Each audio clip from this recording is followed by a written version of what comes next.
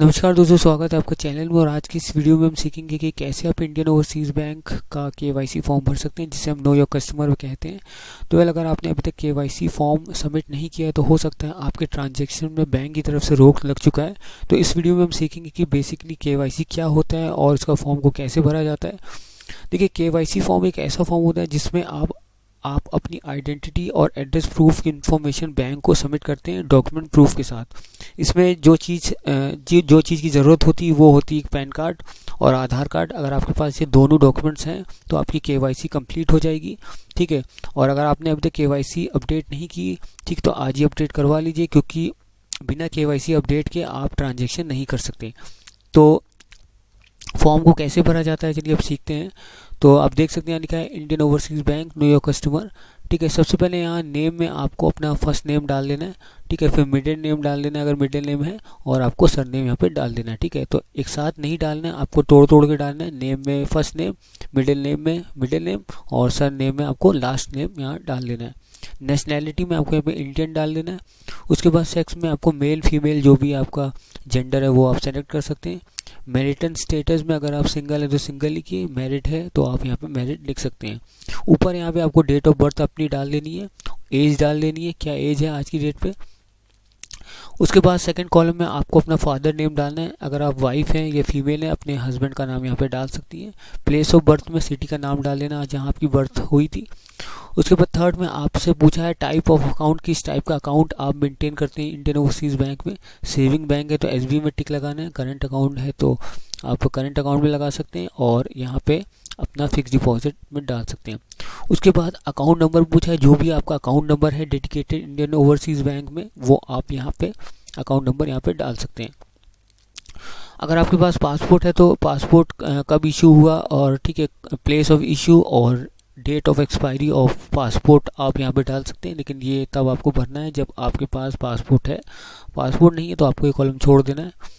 उसके बाद number of children पूछे, अगर आप मैरिड हैं, ठीक है, तो नंबर ऑफ चिल्ड्रन यहाँ पे डाल सकते हैं, और अगर आप अनमैरिड है तो सिंपली नन पे टिक लगा देना है। फिफ्थ में ऑक्यूपेशन पूछा है, आपका ऑक्यूपेशन क्या है, government employ, private employ, business, housewife, student. तो जो भी आपका ऑक्यूपेशन है वो आप टिक लगा सकते हैं। मैंने स्टूडेंट पे लगाया, आप किसी और पे लगा दीजिएगा, या अदर्स में आप यहाँ लिख दीजिएगा जो भी आपका ऑक्यूपेशन है। उसके बाद एजुकेशन क्वालिफिकेशंस आप सेलेक्ट कर सकते हैं, ग्रेजुएट, पोस्ट ग्रेजुएट, ठीक है, जो भी आपकी क्वालिफिकेशन है वो आप यहाँ पे टिक लगा सकते हैं। सेवन्थ कॉलम में पूछा है रेजिडेंटल एड्रेस, यहाँ पे आपको अपना परमानेंट एड्रेस डालना है जो आपने बैंक में दिया था at the time account opening के। तो यहाँ पे आप अपना एड्रेस डाल दीजिएगा।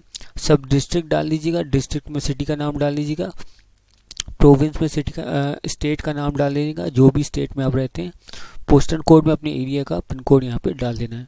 उसके बाद अपना लोकल एड्रेस डाल देना है, यानी कि परमानेंट एड्रेस के अलावा अगर आपका कोई और लोकल एड्रेस है वो भी आप डाल सकते हैं। नॉर्मल इसी ढंग से आपको भरना है, ठीक है, जैसे अपना परमानेंट एड्रेस भरा था इस फॉर्म में। और यहाँ नीचे आपसे आप देख सकते हैं लिखा है मोबाइल नंबर, ठीक है। तो यहाँ पे मोबाइल नंबर आप अपना डाल दीजिएगा जो आपने बैंक में रजिस्टर्ड कर रखा है, जिसमें आपके एसएमएस अलर्ट्स आते हैं। ईमेल एड्रेस आप यहाँ पे डाल सकते हैं, ठीक है, इंटरनेट बैंकिंग के पर्पज़ से अगर आपका ईमेल एड्रेस है आप यहाँ पे डाल सकते हैं।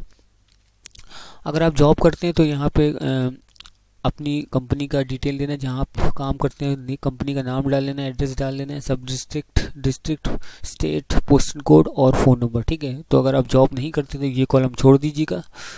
उसके बाद एकोमोडेशन पूछा है कि आपका घर किस टाइप का है, खुद का है या किराए का है। तो खुद का है तो ओन पे टिक लगाना है, किराए पे रहते हैं तो रेंटल पे टिक लगाना है। उसके बाद अगर आपके पास क्रेडिट कार्ड है तो किस कंपनी का या किस बैंक का है, और उसकी पर मंथ लिमिट क्या है वो आप यहाँ पे डाल सकते हैं। और अगर आपके पास क्रेडिट कार्ड नहीं है तो नॉन होल्डर पे टिक लगाए, जैसे मैंने लगा रखा है। उसके बाद 10 में पूछा है पर्पज़ ऑफ ओपनिंग अकाउंट, यानी कि अकाउंट ओपनिंग का क्या पर्पज़ है, फॉर सेविंग, ठीक है। आप ये जो है कॉपी करके डाल सकते हैं, फॉर सेविंग। उसके बाद अगर आपका 11th में पूछा गया सोर्स ऑफ फंड, यानी कि आपके पास जो पैसा आता है कहाँ से आता है, बिजनेस करते हैं, सैलरी है, ठीक है, या अदर्स है, मैंने अदर्स लिखा है, ठीक है। और यहाँ पे इनकम पूछेगी, सालाना इनकम आपकी कितनी है, और इसके अलावा कोई और भी इनकम है वो आप यहाँ पे डाल सकते हैं फिगर में, और कहाँ से आपके पास इनकम आती है वो आप यहाँ पे डाल सकते हैं। लेकिन ये कॉलम कंपलसरी नहीं है, इसको आप छोड़ भी दें तो कोई दिक्कत नहीं होगी। उसके बाद पूछा है total income from all sources, यानी कि जितनी भी टोटल इनकम यहाँ पे आपने लिखी हुई है उसका एडिशन आप यहाँ पे डाल दीजिएगा, ठीक है। लेकिन ये भी कंपलसरी नहीं है, इसको आप छोड़ भी सकते हैं जैसे हमने छोड़ा।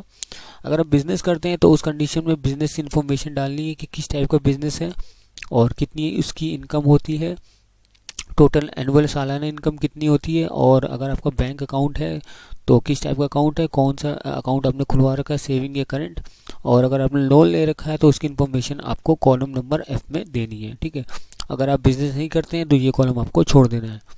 उसके बाद यहाँ से 16 नंबर कॉलम में पूछा है any other information which you like to record with bank, यानी अगर बैंक में अगर आप कोई अपनी डॉक्यूमेंट सबमिट करते हैं, क्या उसकी इन्फॉर्मेशन आप सबमिट करना चाहते हैं, तो यहाँ पे आप डाल दीजिएगा आधार कार्ड एंड पैन कार्ड। ये दो डॉक्यूमेंट्स हैं, अगर ये वो डॉक्यूमेंट्स होते हैं पैन कार्ड और आधार कार्ड जिन्हें अगर आप बैंक पे सबमिट करते हैं तो आपकी केवाईसी पूरी तरह से कंप्लीट हो जाती है।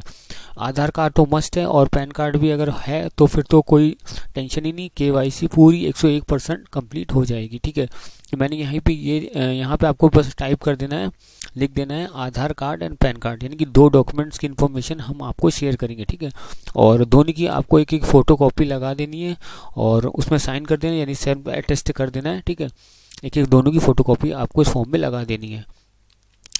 और नीचे आपको यहाँ 17th कॉलम में यहाँ पे आपको साइन कर देना है, साइन हुआ ना करना है जो आपने बैंक में दिया था at the time account opening के, और यहाँ पे डेट डाल देना है। ठीक है, तो फॉर्म पूरी तरह से कंप्लीट हो चुका है, इसके अलावा कुछ भी नहीं बना। नीचे कॉलम बैंक यूज़ के लिए तो ये आपको छोड़ देना है। तो फॉर्म पूरी तरह से कंप्लीट हो चुका है। इस फॉर्म में जैसे कि मैंने बताया आपको आधार कार्ड और पैन कार्ड की एक एक फ़ोटो कॉपी लगानी है, दोनों में एक साइन करके सेल्फ अटेस्ट कर देना है, और साथ में दोनों की ओरिजिनल भी आपको ले जाना है, पैन कार्ड और आधार कार्ड। बैंक ऑफिशियल वाले इसे वेरीफाई करेंगे और उसके बाद आपकी केवाईसी को अपडेट कर देंगे, जिसके बाद आपके ट्रांजैक्शन पे जो रोक लगी है वो हटा दी जाएगी, जिसके बाद आप ट्रांजैक्शन बड़ी आसानी से कर सकते हैं। आज के टाइम में केवाईसी अपडेट करना कंपलसरी हो चुका है, तो अगर आपने अभी तक नहीं कराई तो आज ही अपने नज़दीकी इंडियन ओवरसीज़ बैंक के होम ब्रांच में जाके फॉर्म को लेके केवाईसी अपडेट कर लीजिए। मुझे उम्मीद है आपको वीडियो पसंद आई होगी। वीडियो पसंद आए वीडियो को लाइक, चैनल को सब्सक्राइब करना मत भूलिएगा। Thanks for watching, bye bye.